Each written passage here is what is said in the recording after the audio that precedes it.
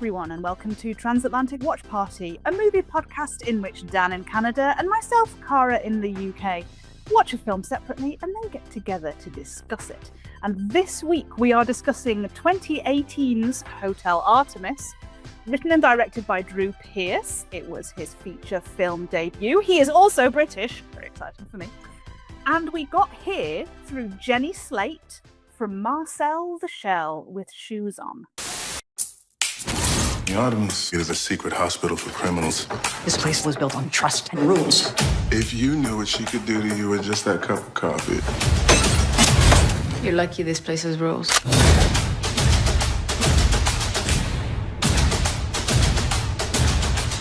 Visiting hours are never. Hotel Artemis. You might want to buy some scented candles. It smells like somebody died in here. They did.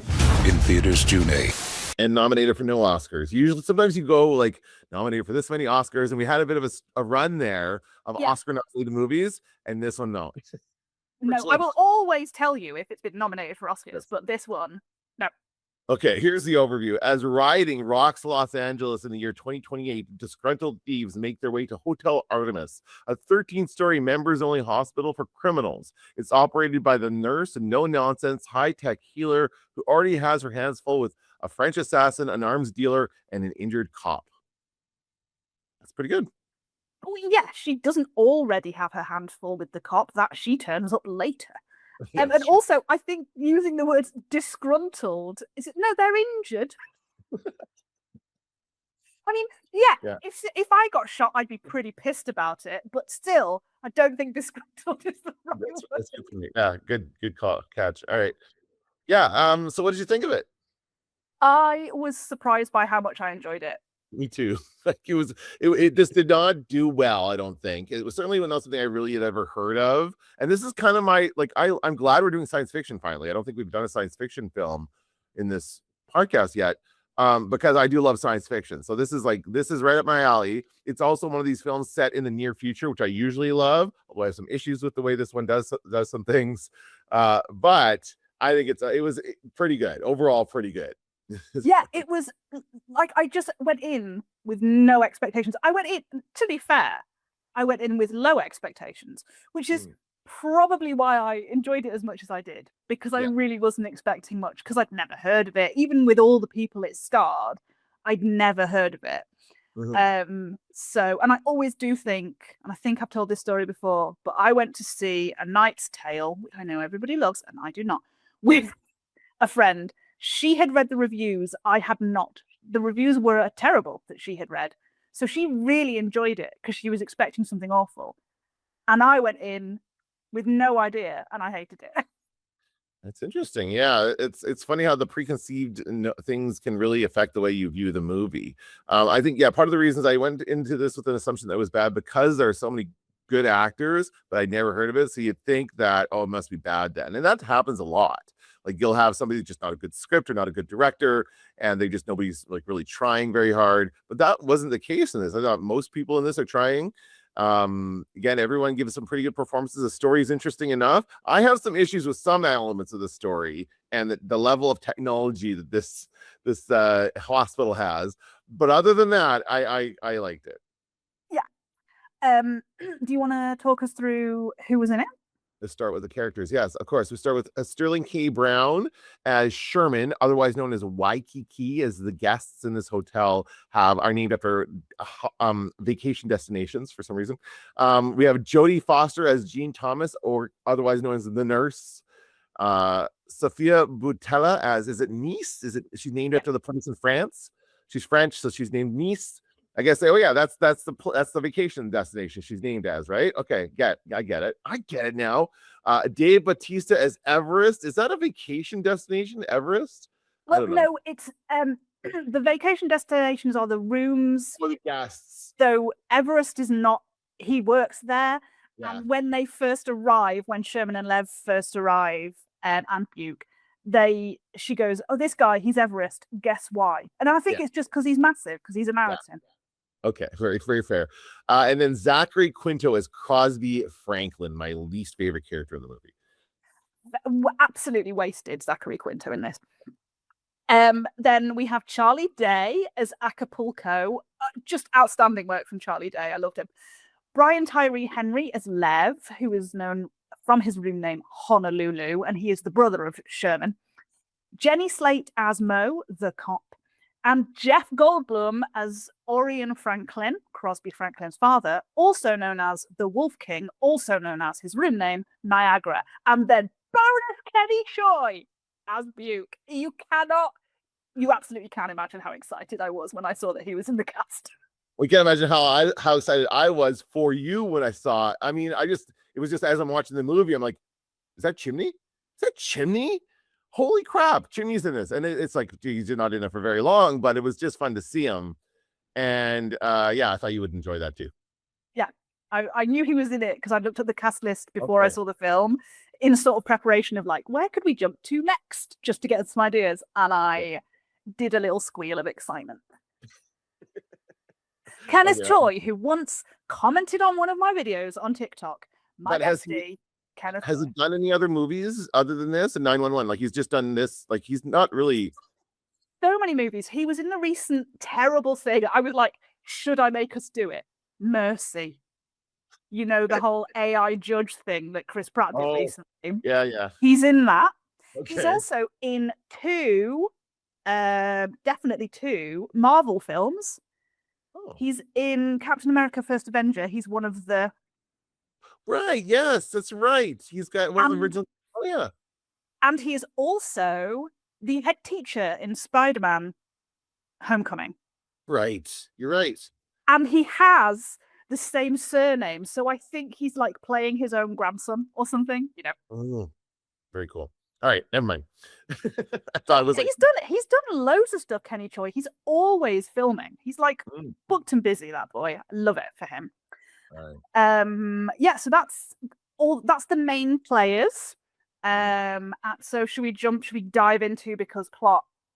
Yes, because plot. And as mentioned, this movie takes place in 2028 and it was released in 2018. So there's a 10-year jump here. I have an issue with this. But I'll get into that in a second. Okay, so just another Wednesday. During citywide riots, Sherman's bank robbery does not go to plan. He takes his injured brother and their accomplice, is it Buke? Buke. Well, Buke? I'd say Buke. But that's his name according to IMDb and everywhere else. But he's wearing like a mechanic's outfit that says Jesus on it. Okay. They go to the Hotel Artemis, a medical facility for criminals. Already ensconced in the facility are Acapulco, an arms dealer, and Nice, a hit woman on a job, although we don't know that at the time. The nurse receives word that the hotel's owner, the Wolf King, has been injured and is on his way in. And so we open with, and it's funny because I was just thinking, like, as we were watching Dog Day Afternoon, I'm like, does anybody rob banks anymore? And then here we have a future bank robbery in 2028. They do rob banks, although in this case, there's no money. Again, there's no money in the safe, much like Dog Day Afternoon, or they can't open the safe because the head office is in charge of it, something like that. So they can't get into the main safe. So they just kind of cut their losses and run, and then they get caught in the alleyway. The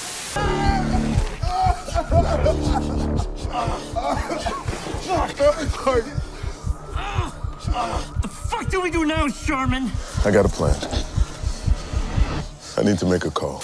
There are lots of people in the bank, and they realize that because of the riots going on outside, all the people in the bank, Sherman says to them, how many of you work for millionaires? And like they all sort of stand up. And he realizes that the millionaires are sending all their valuables to the bank to go into the safe during the riots. So he just takes their bags and they're on their way out. And there's four of them. There's the two brothers, there's Buke, and there's another guy. Buke and the other guy are sort of just like hired hands. They're not like a cohesive gang. So Sherman is very clear that he feels no responsibility for them whatsoever. They're in this little alleyway and police walk past chasing sort of the riot that's moving through LA. And they're making too much noise in the alleyway, and so the police open fire on them. The ridiculously dressed police that show up wearing individual lights, red and blue lights, which is stupid. the dumbest it's thing. adorable. They look so cute. They got their little outfit. Well, they're really trying to like make this look like the future, right? And it just drives me nuts because again, like I'll just say it, like we're 2 years away from this year in this depicted in this film, and we are nowhere near most of the technology that they show in this. There's always a hologram. They always think that the hologram technology is going to be way more. Nobody uses holograms. I've never caught on. Do you use holograms?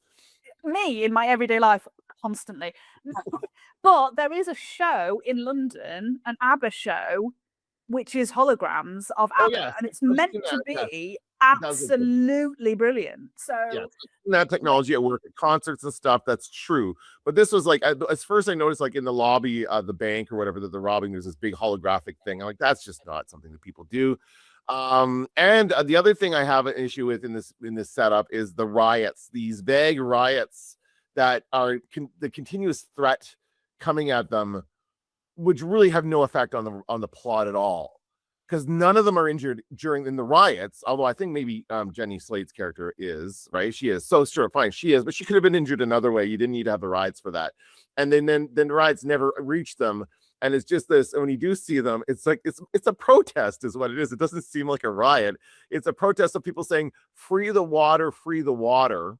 So we're like, water is the expensive thing in the future. This is what they've chosen to kind of highlight as the problems of the future. And I couldn't think of a more generic issue to bring to the forefront is water. I know it's an issue, and I know there are places where that don't have enough water, California being among them. But this is the year Black Lives Matter. That's one of the reasons why I think this film didn't resonate. It's because it just seemed so generic in some of its execution like this. yeah, Not like the riot aspect of this whole thing, because it's just dumb. I mean, 3 things about that. Number one, it's the privatization of water. Okay. So, that's the issue. Second, it makes me think of when I was watching SWAT, and there was a point in SWAT where they were like, oh no, there are protesters outside and this is getting out of hand. And you could see the security video, and it was like 20 people. And I was like, you're SWAT. If you can't handle 20 people with cardboard signs, like if you think that's out of hand, it's no wonder that every, protest turns into a riot in America, because the police are violently undereducated on how to deal with them, because SWAT cannot deal with 20 people. It was hilarious. Mm-hmm.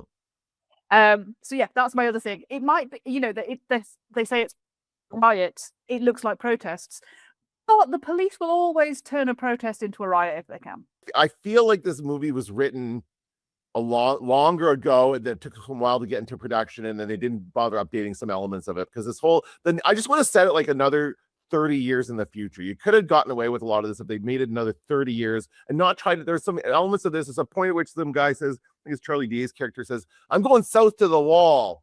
Like the wall's been built, like the one that Trump was, and this is in the middle of Trump's first presidency, by the way, 2018. So again, they probably like threw that in there to make it more relevant to the people right now in 2018. But it means nothing now, because there was never a wall, right? I don't know. It was just an interesting thing. And I think they've put the riots in there in a way to force it to be a one location film.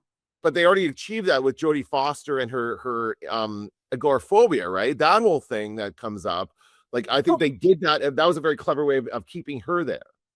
And also, very early on, when we get the call that the Wolf King is coming in, and they say, well, we can't guarantee that we'll have a room for him, the son comes in and starts stealing them into the building. So again, that's enough to keep everyone else in there. But the riot looks cool. Do you know what I mean? Like, this explosion's happening, and I'm not a fan of the troubled future trope. It's overused. But I will say I love when we're introduced to the nurse, Jodie Foster's the nurse. I love her character. I love her walk. She's got a very distinctive walk, and she's really doing a great job. Jodie Foster is one of the I think most gifted actresses of ever. She is so good. Have you seen her in that movie with about the swimming with Annette Bening doing all the swimming? Nyad. It's on my list, and it was on my list as options, but it was not the one I went for. But no, I really want to see Nyad. Yeah, she's very, very good in that. And especially when you see like the person she's playing, because it's made based on a real story, she's like so much like this person who's a real person. Like she does the work, right? She gets into character, and she's doing that here. She's getting into character.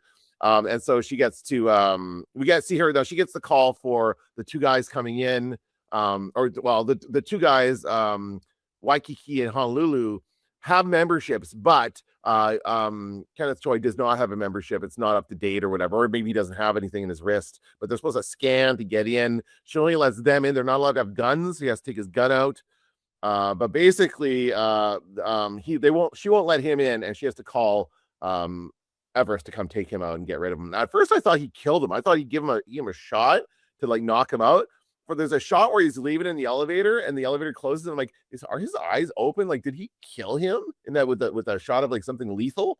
But no, he's just going to like dump him somewhere else and let him deal. And he's by the way, he's not that badly injured. He's got like a little thing in his neck. But he's not like bleeding too much out of it. He seems to be okay, right? Like he's not as the real it's Honolulu that's very, very badly injured. Tyree Henry's character is very badly injured. He needs a new kidney or something. He needs new liver, something like that.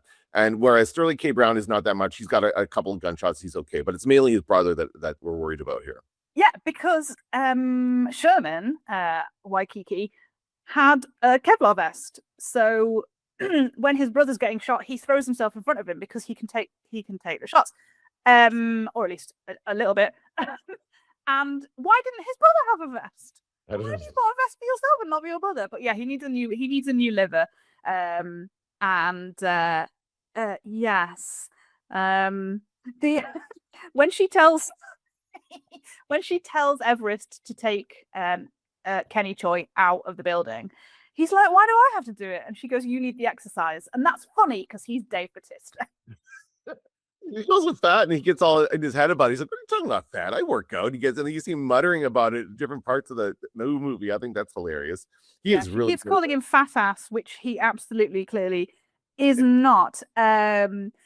She also says to Waikiki, they have a whole, I thought I was out and then they pulled me back in, sort of thing. And she says to him, you were never out in here because you kept paying your membership. Mm-hmm. Which I thought was a very good point. And as you talked about her agoraphobia, it turns out that Everest has got her anxiety tapes because she's got like a tape player or some kind of music device that she listens to on headphones. So like not all of it is super techy. Some of it is still relatively analog, some of it, but you don't know if that's just because she hasn't updated to the latest technology because she doesn't exactly leave to find it. So she, in that way, is still relatively analog. And so she, so she's listening to music and yes, we do hear her at one point listen to the anxiety tapes, and it's very funny. She listens to music as she's getting the rooms ready. I don't remember which song, but it's a great song. And so it gets a great way to introduce us to the hotel it's a hospital. I keep wanting to call it a hotel, but it is a hospital. The other thing that this reminds me of is John Wick. Have you seen the John Wick films or any of those at all? I've seen the first one. So okay. Yeah. It's the same kind of idea where that is a hotel. Like they have a Continental, right? That's the hotel where John Wick goes, and they all pay their membership and da. It's the same kind of thing. So this is the same kind of idea where this is like an elite hospital, state-of-the-art technology, all the stuff they have for all these like super rich criminals. Hello. How can I help? Easy, fellas. Everybody's gonna get fixed up. Now verify your memberships, and we're off to the races. The Artemis is a secret hospital for criminals. I thought you were done with all this. I got out, but you know how it goes. You're never out. Not up here. We do meet some of the other criminals involved. Charlie Day, I'm sorry, I do not buy him as a tough guy at all. I kept laughing.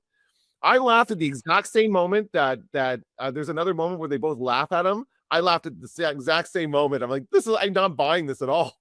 But that's because he's not a tough guy. He's an arms dealer. He's like, he's just this pathetic little man. I don't think we're meant to think he's tough at all. He talks tough, but he is a complete loser. complete asshole. He keeps talking to Nice like, oh, we've got this thing between us. There's nothing between you. Like, he's completely narcissistic and delusional. And that's why I say I think he's knocking out the park. I think it's so funny. I think he's so lives in his own little bubble and thinks he is a much different person to what he actually is. And I found that hilarious. Okay. Well, I found it annoying, but that's probably the intention of the character. Like, he's just this annoying guy who is like, he just wants to watch the riots on TV and that's all he cares about. And then he's get like up weak and he wants to escape. And he's like, he's just the worst.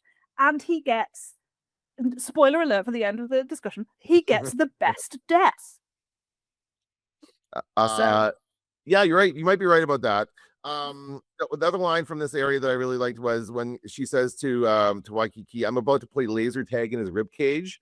I like that. That was great when she's like going into like, you know, operate on him. And by the way, there's no doctor in this hospital. She is the doctor. Like, she's a nurse, but she's clearly a doctor. I think they call her the nurse, but like, I think they allude to her running some clinic or something like that. So I get the feeling that she is actually a doctor. Also, to mention the technology, they can 3D print you a liver. Oh yes, that's right. 3D printers are very important during this film, and they set it up to 3D print him a liver. So they take samples from his current liver to make his new liver, and that's when she discovers that Lev is in fact suffering with substance abuse.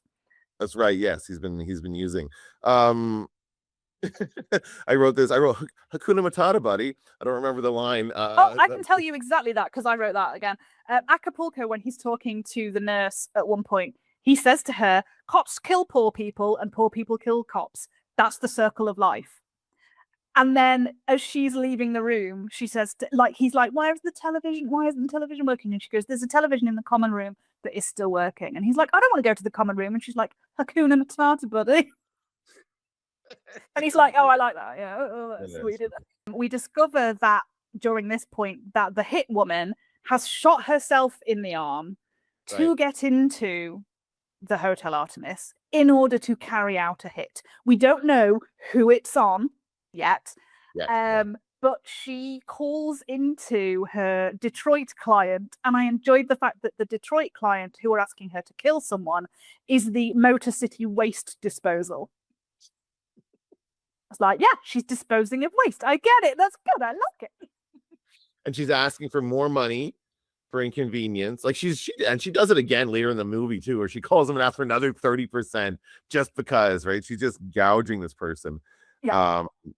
Quite right. Yeah, she's a boss babe. I like her. Get your bag, girl, and all that. You know. I like her as well. She kicks ass later on in the movie. So yeah, she's great. She is so kick ass. We are now onto the second section, which I have named the quote from the anxiety tape. There is no reason to be afraid of going outside, which is hilarious because there are many reasons to be afraid of going outside. That's right. So I really enjoyed that. The Wolf King's son arrives and begins sealing up the entrances to the hotel so that his father can be guaranteed to get the final available room. However, an injured cop gains entry. As it turns out, she knows the nurse. Sherman discovers that a pen his brother took during the robbery contains 6 yellow diamonds and belongs to the Wolf King. Oh, Lev, you idiot. He just thought it was a nice pen. Because as he takes it, the guy in the bank goes, that's a bad idea. You know, and like Lev's like, oh, I'm the bad. He's not the sharpest tool in the box, Lev. We discover that Waikiki and Nice know each other. Because there's a bit where like they're all in the common room together because Acapulco's gone down there to watch the riots. And so it's like, oh, they have history. And it turns out later that they have like some real history. Like he was meant to go traveling, you know, he was meant to be with her, but his brother has always held him back. There's a relationship, right? They've had a relationship at some point. And so there's something there. And we see on the security cameras that Carson, is that his name? Crosby. Sorry. Crosby is sealing up the entrances. And we spot on another CCTV camera that there is a injured cop outside. and she starts calling out for Mrs. Thomas. And Everest is like, do you know her? And she's like, yeah. And it turns out that Mo, the cop, was childhood friends with the nurse's son, Bo. Mo and Bo. She's Morgan, but he was just Bo. And they played on the trampoline together. And so she brings this cop in to treat her. And she seems relatively okay. She's got internal bleeding, so of course, externally, we don't really know. But she fixes her up absolutely fine. It doesn't seem to take much to fix her. She gets a couple of shots later on from Everest to get her going or whatever. They have this shot they're going to give her to get her out of there. But yeah, you're right. She seems like it looks like she's dying at first. She's on the ground, and this is where she listens to her anxiety tape. This is when we learn about her agoraphobia, because she listens to music when she goes around the hotel to do things, but she puts that on when she has to go down in this really, really like terrifying elevator. That's just on its last legs, as Everest says, and she goes down there to get her. And yeah, she does seem like she's very, very seriously injured, but once she gets in there and regains consciousness, not so much. But she is taking that final room for the moment, right? They put her. I think they treat her in the nurse's room. Oh, is that right? Yeah, because they want to keep her sort of out of the system. And also, the elevator they go and get her from is the service elevator that is hidden behind a secret door. Right. Okay, yeah, that's true. Yeah, so I think they treat her in the nurse's room, just because of the. Can I just say the production design in this? I loved it. Sure. It just doesn't feel realistic for 2028, but it's very nice. They're doing that thing where they try and make it look futuristic, but so damaged, like it's been around for a while, which again is a problem with it only being 10 years from when they filmed it. Because how long have they had this, sort of technology and whatever, if it's already this degraded? I guarantee you we're nowhere near nanites at this point. Like, come on. This is Star Trek. I loved it. I loved that they just got like injections of little like robot-y things that went in and fixed them. Like, oh my God, that's just, yeah. We'd have that now, please. Also, the niece has an eye implant which can film. And I'm just meta glasses. Yeah, like it is. We could have just had those. I'm a professional, but this woman, she's a business. If you knew what she could do to you with just that cup of coffee. You're lucky this place has rules. When she's going to collect the cop, some like rioters come down the street and they're like, oh my God, is that a cop? And she's like, no, she's not a cop. And then some cops do arrive, shoot the rioters, and then Everest turns up and like beats the police into a pulp. And then the sun arrives, like Crosby and his goons turn up. They don't catch the nurse and Mo. He says, that's what he says. He says you need to double tap all the cops. And his goon goes like, is that necessary? And he goes, do you want to get into heaven or do you want to make the Wolf King happy? Like, that's your choice. Yeah. And I was like, I'd still, because if I'm not going to make the Wolf King happy and he's going to kill me anyway, I'd rather go to heaven after that, I think. I'll keep my options open that way. There's another funny, like, meta line when they take Mo up and that she's getting her treatment. She says something funny, and the nurse says, always with the jokes. And of course, that's funny because Jenny Slate is a comedian. Mm-hmm. That's great. And this is more of a character of herself. I think this is a lot like, this is not like an exaggerated, this is not like her in Parks and Rec. This is more like her just doing a straight up acting. Like, I'm just going to be a cop kind of a thing. We've been getting these flashbacks from the nurse's character to her son, and we see him as a kid, like running towards the ocean. And on her bedside table, she has a photograph of him as a kid. We've figured out by this point that he died. I assumed he died as a kid. Yeah, me too. But we learn in this section that he didn't die as a kid because we see him under the pier. He's a child and he runs behind one of the struts. And as the camera go around the strut, there is an adult body in the water. And earlier in the flashbacks, we had seen a spent syringe in the water. I thought the kid was going to like step on the syringe and like get some terrible disease and that was going to kill him, but no, he OD'd as an adult. And that's yeah, and that's all I've got for that bit. Yeah, no, me too. There's not much in here, just a little bit, and we learn this through, like, we do learn this through, or rather, Mo tells Everest this, right? They have a conversation at one point. I think this is when the Wolf King arrives. So this will lead into when he shows up. But basically, she tells him that her son died of an overdose, basically, right? And that she used to run a clinic, or maybe that comes out later. That comes up with the Wolf King, but yeah, it was a little bit like we figured that out, but she told us just to make sure that we knew. Yeah. Okay. I don't regret the death, just the lies, the one I told you. So the Wolf King arrives, but his son is refused entry as he's not a member. Why wouldn't his son be a member too? That doesn't make sense. Everest manages to secure the cops' exit, but runs into Sherman, who has discovered the hotel's secret exit. Sherman 3D prints a gun to protect his brother, and Niece puts her plan into action as the Wolf King gets his surgery. Okay, this is a real problem. It's here. Open the gate. That's against the rules. Rules? Without the rule breakers, honey, where would you be? You got like a plan. You're my brother. I love you. 3D printing complete. I got the next best thing. I got a gun. I guess my ballroom days are over, baby. I forgot about the 3D printing thing, but yeah, that's right. He did. They have these weird looking guns, and it's kind of, they're not very accurate, as it turns out.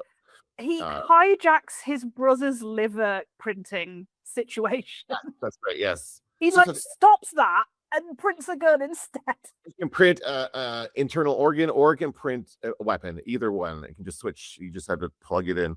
No problem. So, but yeah. And so the Wolf King is Jeff Goldblum. At this point, like I'm starting to realize, oh, Jeff Goldblum he's the Wolf King. I just kind of realized that almost just before he arrived. And so he is bloody. He's still conscious, but the what's his name? Zachary Quinto bursts in there like just like, oh, he's here, let us in. And he's like, I don't know, he just was not great. I was not happy with that character. Well, I think as well, the thing about him not being a member, and I forgot to mention this, when you get a membership, you get a chip put into your wrist, and so you get a little scar. Niece has so many scars because she has a membership like around the world to so many places, and there's a bit where she's chatting with Waikiki and she's like, yeah, that's like Italy and that's Florida and that's so she's got all these different ones. I think Crosby doesn't have one because he's the youngest son and his dad does not respect him. Right. And so I just think his dad maybe, because his dad owns the hotel. That's right. Yes, that's true. I've heard that part. So I don't know whether it's like his dad's just going, you'll never need it because you'll never get in a situation where you're going to get yourself hurt, because you're a pussy. Because he's he calls him Captain Tryhard. And where was he? Like, why wasn't he? I was confused at the beginning when they say, like, he's saying, oh, he's 52 minutes out. That's too far out. Well, I'm going to come there and make sure. And so he shows up. Like, why isn't he with his dad? I thought it was a weird setup. Because his dad doesn't trust him and wouldn't take him on any sort of, difficult. I want to say, the only word that's coming to mind is adventure. And that's not the right word. Oh. But, anything like, he just wouldn't take him on a job. Right. So I think that Zachary Quinto's character is very much the sort of handyman for his dad. He just like goes around and tidies up little jobs and doesn't do anything important. But he wants to be more important too, or he feels like he is more important than he is. Yes, he's very like Acapulco in that situation. And also he's just a boy who's desperate for his father to be proud of him, and his father is so obviously not proud of him.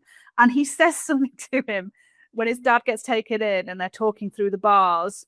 And he says, like, to his dad, you always said I could grow up to be whatever I wanted to be and to follow my dreams.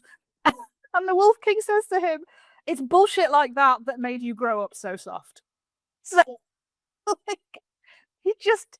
there's no respect there for his son. Absolutely none. And it's just destroyed Crosby. Yeah, I guess so. So they bring him in and they start setting him up in the to treat him or whatever. We learn to get a little bit more about the backstory about this is when we find out about the clinic and about how he's like, this seems to be her idea, Hotel Artemis, and she gets to run it. And he even says, like, because the guy's mad about not going in, he's like, hey, I pay for it, but she runs it. That's the deal. He's not going to argue with her. So we get this kind of little bit of their history, and they do have some history. I think he found her. Something like that, yeah. After her son died, she became an alcoholic. And she was running this clinic for like homeless kids or whatever it was. Yeah. And her license was revoked because of her alcoholism. And I think he was like, that's when I found you. He just takes advantage of people. Obviously, she was in a difficult position. And I mean, yeah, he gave her a place where she was able to stay for like 22 years without having to go outside. But he did it for himself, you know. Right. So you could always have this place to go to whenever he needed medical attention, right? Yeah, and I'm sure he gets a cut of everyone else's membership, you know. Sure, for sure. Yeah, this is a money maker. For sure. Yes. No, okay. So Sherman has discovered the hotel's secret exit. And he hijacks the printer. I'm just not remembering much from this section of the movie, really. Oh, it's quite a short section. What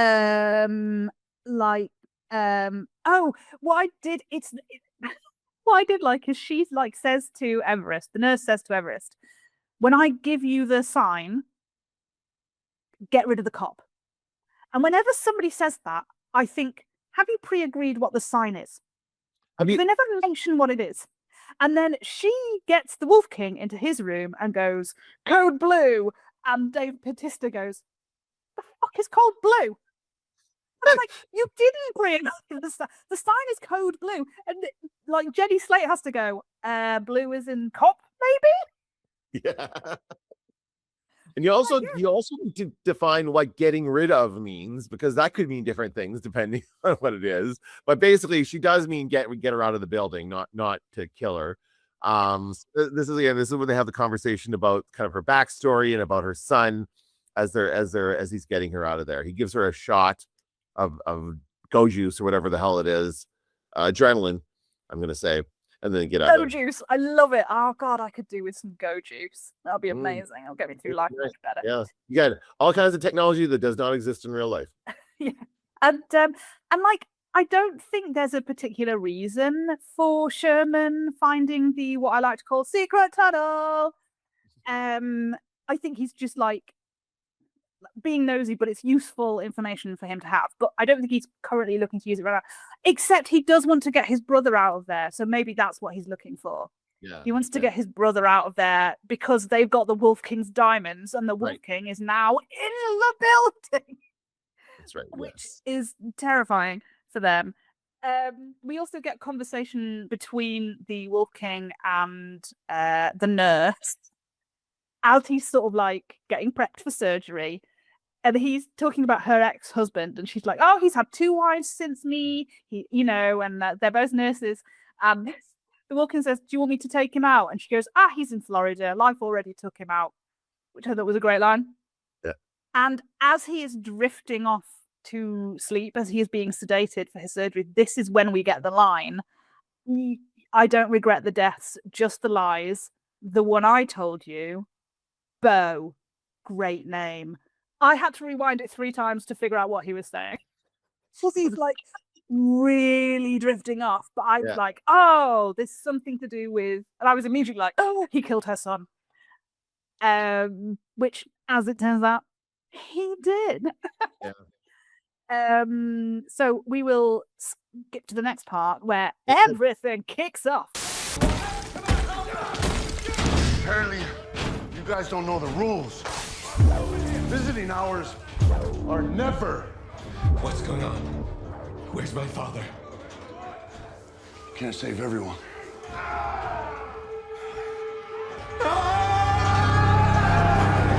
Don't cross my line.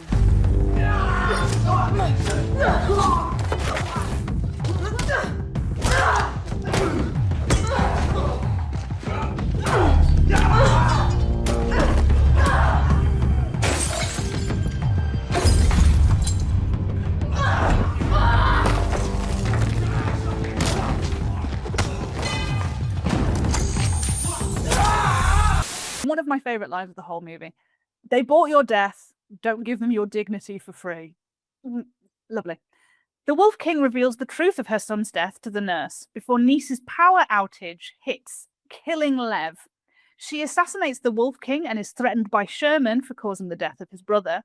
Sherman kills Acapulco before all hell breaks loose as the Wolf King's son gains entry to the facility.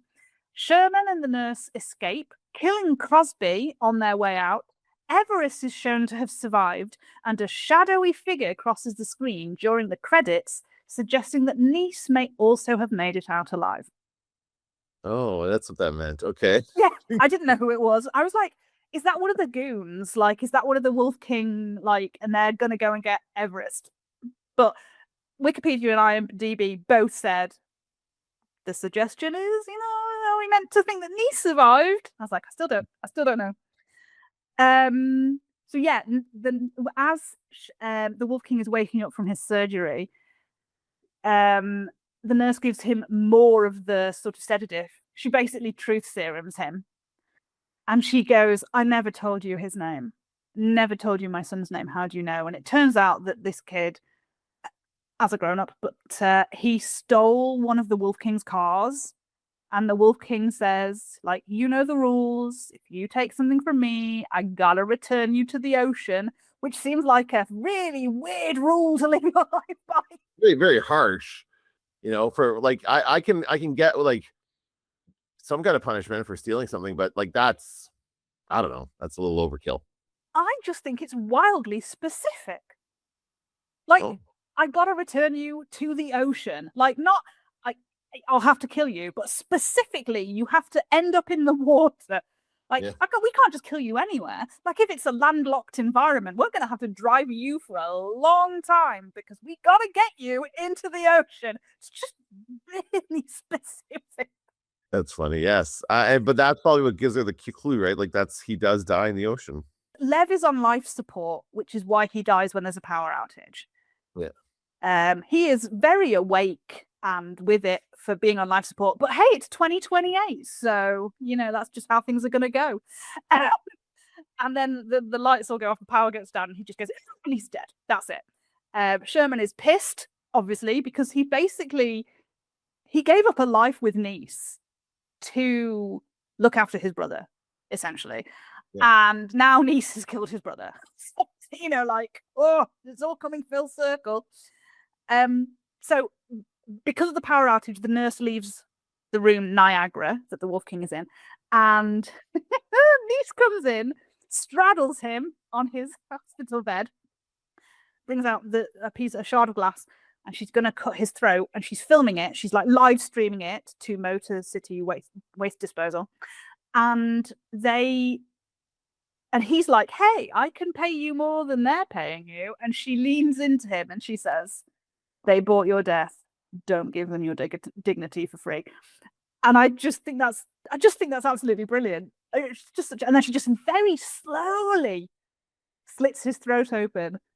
Like, she gets in deep, and it is a slow drag. It's well done. I thought that was good. And then we get this whole thing with like Sherman, and he's got his gun, and Niece is in the room, and he's like, you killed my brother. And then Acapulco, who it turns out has also 3D printed a gun, he shoots Sherman. And, it's the classic, he's killed Sherman, and then Sherman, like, attacks him, which happened earlier in the film as well with Buke. Right. Like, Everest just dumps him and then, like, carries on walking, and then Buke is, like, trying to throttle him. And so it happens twice in the film, which is too much. But yeah, Sherman's not dead, and he grabs Acapulco and he pushes his head into the 3D printer and presses start, and it slams down on his head, and all the stuff like gets into his, and you can hear it all squelching, and his legs are kicking, and I was like, yeah. And it says printer jam over and over again. Because we forgot to talk about the talking coffee maker. That was another part of earlier in the movie where it has this really annoying talking coffee maker. Everything speaks out loud in this universe. So. And everything is voice activated. Yeah. They go screen or start compressions or whatever you need to do. Everything is voice activated. There's also a part during this where the guys are trying to get in before they're able to get in, and Everest comes up and he says to them, visiting hours are never. And he just like, oh, I love it. Such a great line. Yeah. And also the guy who wrote and directed it wrote a load of sitcoms. Like, so he is a funny guy. So I think you can tell that he's definitely got like the comedy bones. Yeah, some great lines. I wrote down visiting hours and never. That was so good. And we get these sort of lines that run through it. Some characters have kind of a catchphrase. The nurse's is it's just another Wednesday. It's like the first thing she says when she wakes up. And everyone keeps going, oh, these things are all going horribly wrong. She's like, just another Wednesday. And she has such, I don't know if you watched The Pit, but she has such Nurse Dana vibes. Yeah. Yeah, absolutely. You want her to say Baby Jane Doe, don't you? You'd like, is she going to say Baby Jane Doe? No. Thought it was going to come out of her mouth at any minute. And so she's got that. Sherman's thing is you work with what you've got, not what you hoped for. And the hit woman is you can't pick what you're good at. And that comes up again later when basically Sherman and the nurse are trying to escape with Niece because the son is the Wolf King's son, who is now apparently the new Wolf King, even though he's the youngest son, so I don't think he would be. But anyway, no, right. He's breaking in, so the others are trying to escape. Everest says, I'm going to stay behind and I'm going to, try and protect this place. And the nurse goes, no, I should stay behind. And he's like, he says to her, you're a tiny old lady, you ain't stopping shit. And so she gets in to the elevator through the secret tunnel, and she's in there with Sherman, and Niece decides she's also going to stay behind. And she says, you fix people, I break them. And she says, you can't pick what you're good at or who you love, which is just another confirmation that she loves Sherman. She's doing this so that Sherman can live. Because Sherman, he got shot in the hip by Acapulco, but he has the diamonds. So he's like set if he gets out of this alive. And he wants to take her and get out of there, right? He does. He doesn't want her to go. He really does want, we can go. We can get out of here and go somewhere. And she's like, no, you can't pick what you're good at. She's good at and they did have a little bit of a snog after he killed Acapulco. As Acapulco is actively dying. There's all the squelchy noises and the feet kicking in the background, and they're just like getting it on. Fantastic. Yeah, and then one of the things that's repeated just towards the end is Sherman. She says, I think to Sherman, or he says, I can't remember which way, the nurse and Sherman have a back and forth of saying to each other, getting out is much harder than getting in. Which is what I always think about whenever I see someone getting into criminal activity, like in a TV show or a movie. I'm like, this is it now. This is permanent. Like, what's your in it? You can't leave this. What have you done this?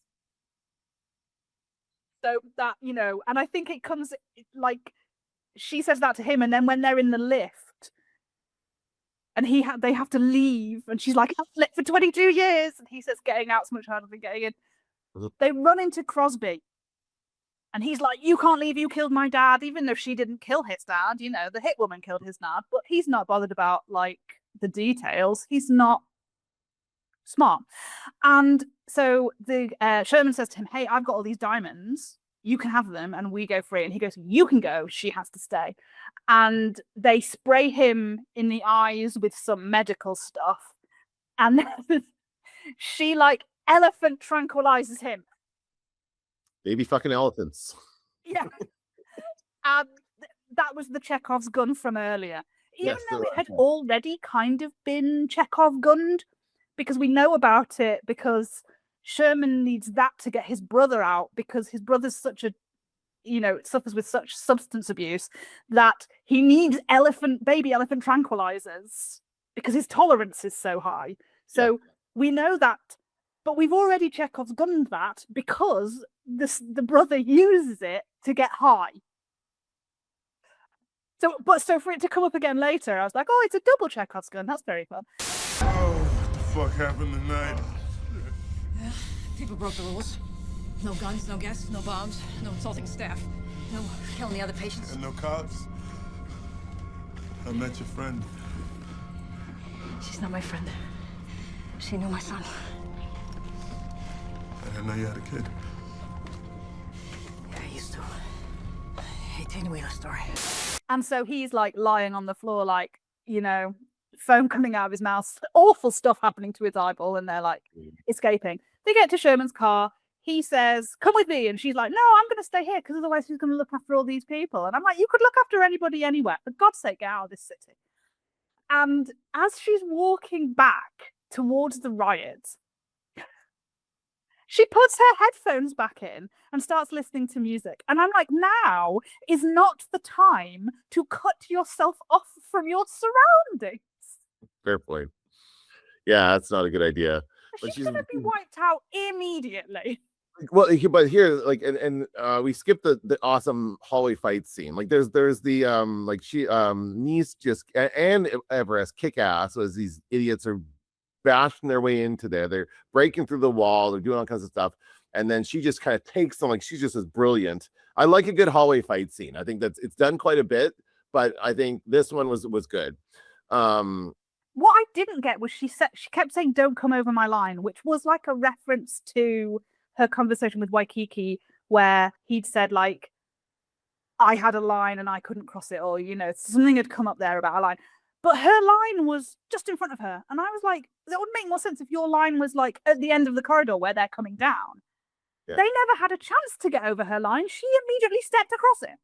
Maybe that's the point. I thought that was a bit weird. But yes, there is a hallway fight is so brilliant. And this film reminded me that I need to watch The Raid. Yeah. Oh, yeah. That's a good one for sure. You know, which is another like one location sort of fighting to stay alive in it, building. So definitely need to watch that. Her side is fantastic. Everest mainly is hitting people with an axe. Yes. Slightly less, you know, but he does this with speech. And he's like, "Oh, we do this thing called the slow code where we know the patient is dead, but we have to like show the family that we're trying to save them, but they're already dead. And you," he says to Crosby, "you are a slow code because you're dead." And there's something about the way he repeats the "oh, you're dead" thing that made me think of that line from X-Men where Storm says, "Do you know what happens to a toad when it gets hit by lightning? The same thing that happens to everything else." And it's such a bad line. And this felt like that. Like, it could have had such a good ending, but it just took a dive at the end. But yes, as Jodie Foster's walking away, I get the feeling she's walking to the mist, right? And you see this kind of smoke or whatever, smoke's probably tear gas. And I get the feeling she's looking for people to treat.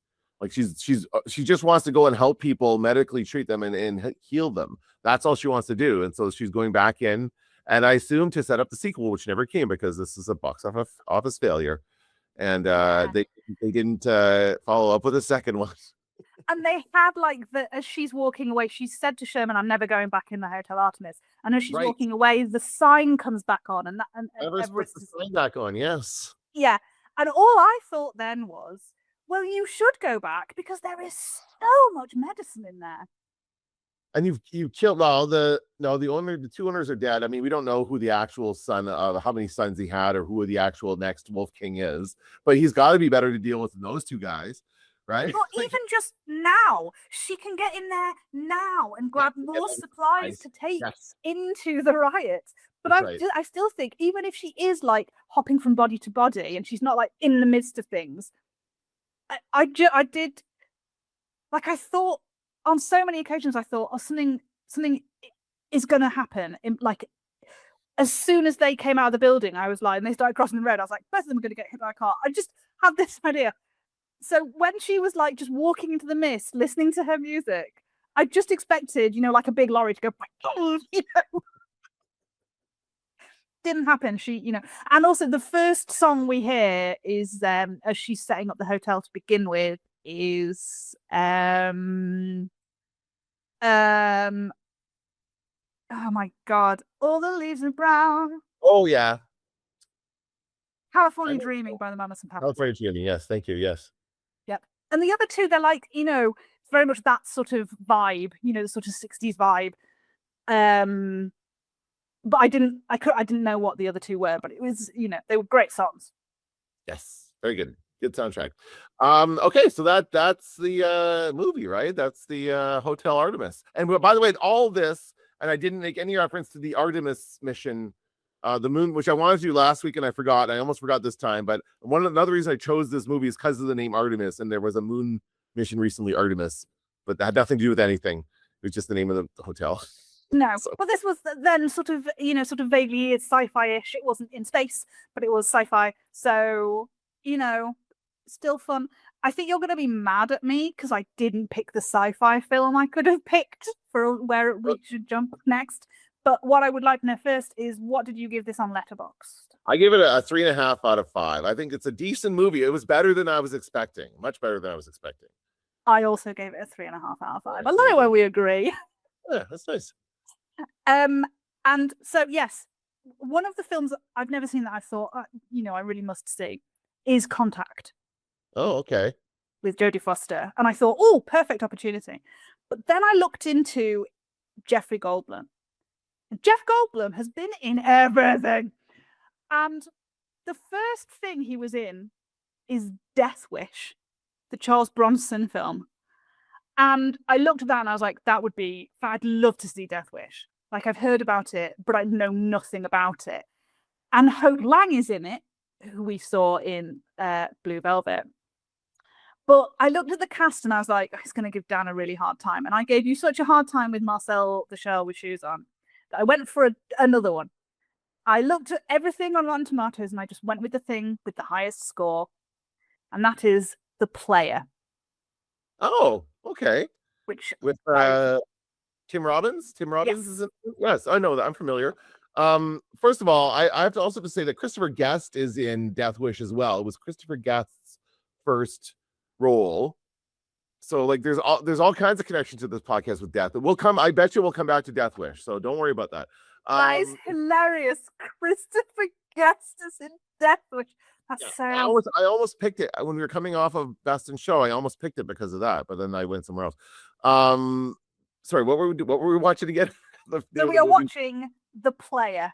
The Player, yes. It's been forever. It's funny because I was just about to use this on one of the podcasts I produce. I use movie clips in between parts of it. And this podcast, we're talking about making movies. And so this is a movie about Hollywood. It's about it's like turn the lens on itself. It's kind of like what the studio does now, like Seth Rogen's series, The Studio, but it's like back in the 90s when this came out. And there was a similar one. 80s. The 80s? Okay, this is the 80s.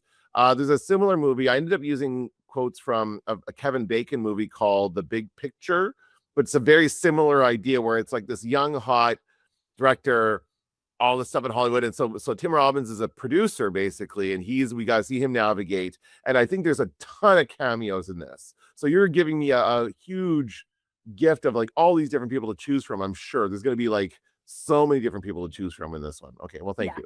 I appreciate that. And it's been forever. I'm looking forward to it. I've been forever since I've seen The Player. So I love Tim Robbins. Yeah, it's one of the ones that's been on my watch list for a long time. I think Tim Robbins is great. I don't think I've actually seen much of his stuff. But he's obviously just perfect in Shawshank. And even in River, oh my God. Mysterious River? Mystic River. Mystic River. Thank you very much. I did not care for that film. That's why I do not remember its name. But Tim Robbins is great in it. He's an excellent actor. Yeah. All right. Well, then there we go. We'll watch The Player. Why can't I remember the name of the movie? It's called so generic. We'll watch The Player next week, okay? And we'll talk about it.